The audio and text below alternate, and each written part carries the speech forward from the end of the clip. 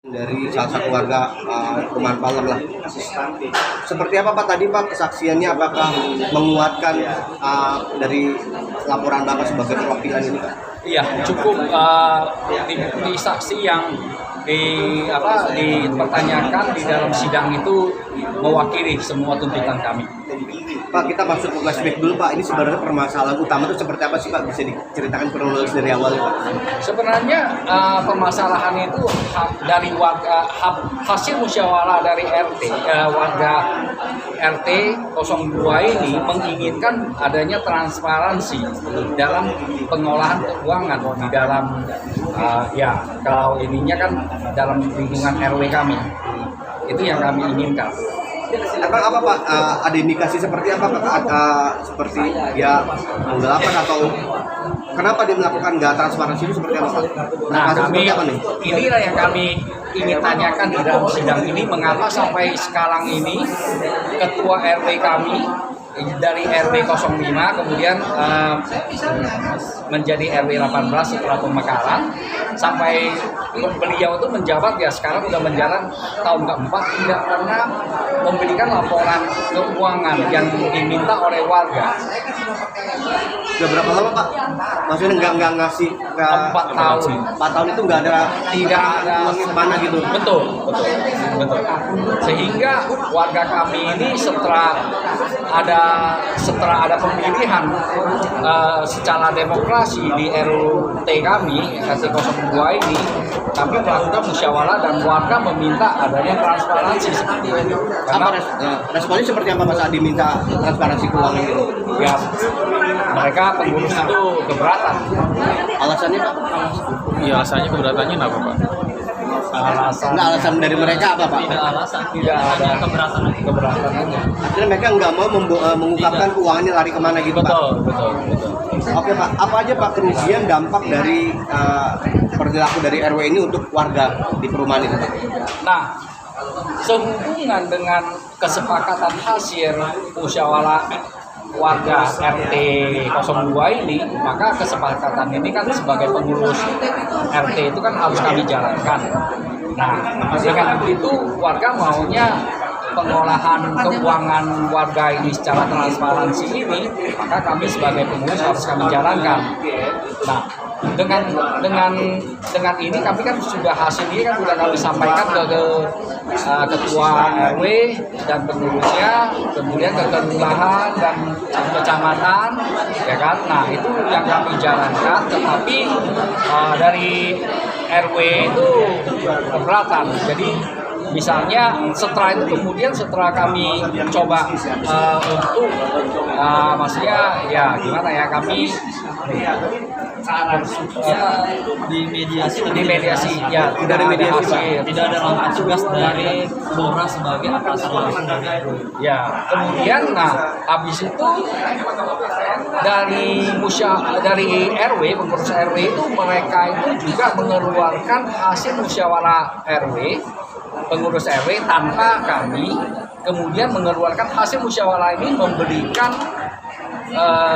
warga 02 RT 02 itu untuk memilih membayar ke RW atau membayar ke RT.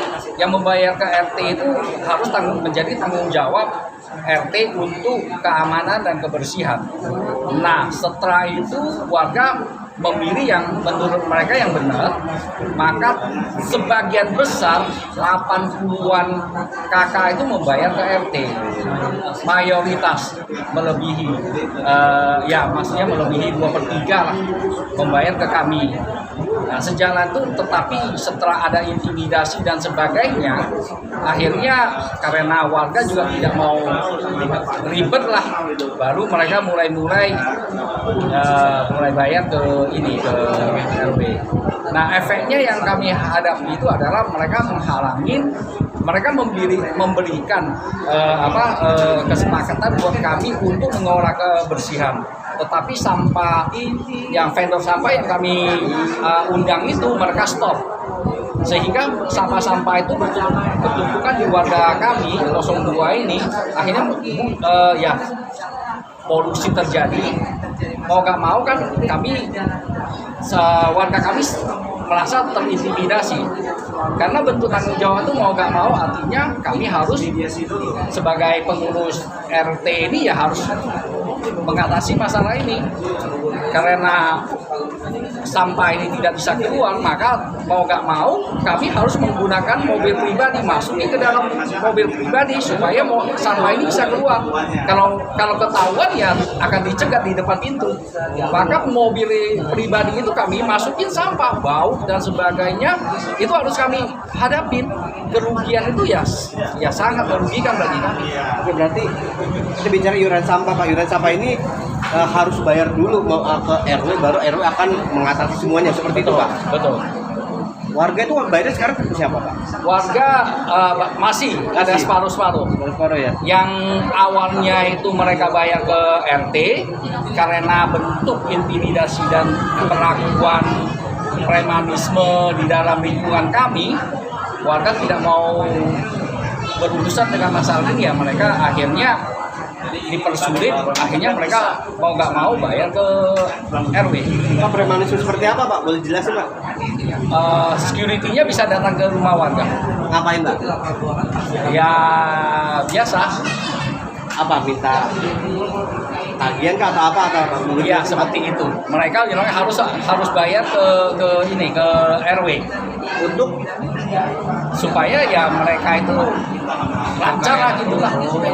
Nah, di RW kemudian mereka bisa, maksudnya kalau mereka tidak bayar ke RW, gate itu akan dimatiin. udah berlangsung berapa lama, Pak, ya perilaku dari RW ini untuk datangi premanisme seperti itu, Pak? Berapa lama? Ya dari awal itu ada kesempatan mereka akan datang. Mereka mencari kesempatan untuk intimidasi. Oke, Pak, sebagai pengacara, Bang, melihat apa yang dilakukan RW ini ada unsur pelanggarannya nggak, Bang? Ya, jadi sebenarnya terima kasih pertanyaan. Permasalahan ini sebenarnya sangat sederhana. Ya. Jadi seperti tadi yang udah kita saksikan di keterangan saksi, sebenarnya saksi itu hanya mau laporan pertanggungjawaban dari pimpinan RW, yaitu kan akuntabilitas seorang pemimpin untuk memberikan kepercayaan kepada warganya. Jadi kalau dibilang apakah betul ya? Jadi kan sekarang ada musyawarah RW, ada musyawarah RT. Nah, jika kedua ini memiliki perbedaan pandangan, harusnya kita melihat aturan yang berlaku. Jadi aturan yang berlaku untuk mengenai masalah RT RW, kita patokannya Pergub 22 tahun 2022. Jadi di dalam Pergub 2022 itu sangat jelas diatur di dalam pasal 16 bahwa pengurus RT yang termasuk di dalamnya bendahara, ketua RT, boleh mengelola keuangan RT. Jadi secara kesimpulan, tindakan yang dilakukan oleh pengurus RT itu tidak bertentangan dengan aturan. Dan itu pun kalau misalnya kita teliti lagi, RT mandiri ini kan bukan untuk melepaskan diri dari RW. Hanya saja tadi seperti yang sudah dibilang saksi, misalnya contoh nih 80 juta itu kan 16%-nya RT 02. Artinya klien kita juga memberikan partisipasi kepada RW. Berapa sih yang akan kita bayarkan untuk misalnya ada tagihan untuk keamanan sekitar 10. Contoh dari RT 02 itu partisipasinya 20. Tapi niat baik itu pun tidak ditangkap baik oleh pengurus RW.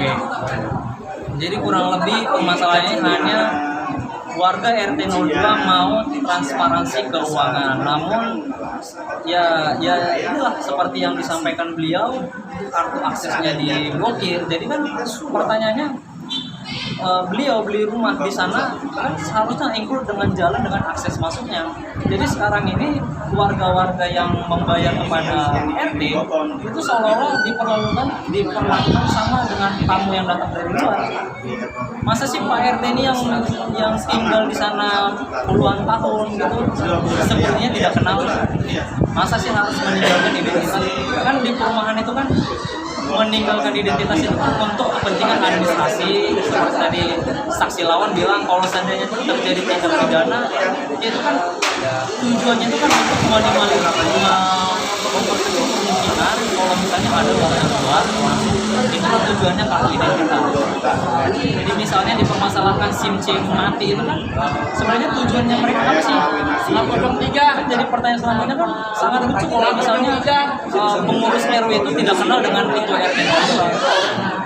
Oke bang, berarti berawal dari laporan perdata, mungkin nggak bang merujuk ke arah pidana kayak tadi kan bapak bilang ada Mungkin. unsur premanisme permintaan Mungkin. uang itu benar bisa nggak bang? Jadi sekarang ini kita ada satu laporan polisi terkait mana klien kita pernah menanyakan terkait alasan dari security mengapa kendaraan sampah ditolak masuk. Itu ya seperti video viral-viral itu kan ada